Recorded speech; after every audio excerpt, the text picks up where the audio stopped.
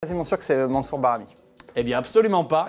C'est Guillermo Villas, inspiré par une pub pour la bière. Et il y a la photo qui va avec et tu vas nous expliquer, Laurent. Je vais vous raconter un petit peu l'anecdote dès le départ. Donc, Guillermo Villas, on se remet dedans, c'est les années avec Björn Borg, les grandes rivalités. C'est un Argentin, il a remporté 4 tournois du Grand Chelem.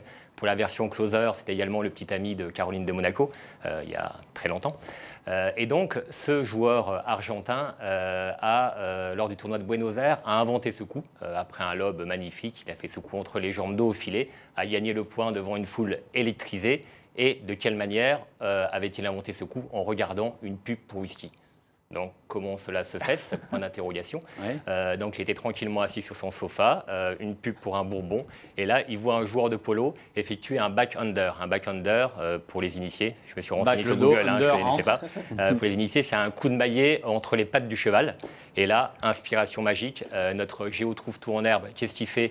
Eh ben, il essaie de reproduire ce coup-ci à l'entraînement, une bonne quinzaine de fois.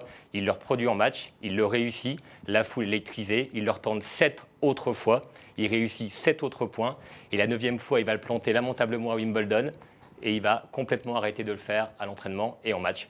Et depuis, ce coup a été popularisé par Yannick Noah, je crois que c'était en 83 à l'US Open. Et ensuite Federer, comme on a vu, comme Djokovic, ou maintenant il y a même des twineurs inversés. On a déjà vu Dimitrov ou mon fils. C'est plus dos au filet, mais c'est face au filet. Je vous ferai bien le coup, mais je suis un petit peu mal disposé là.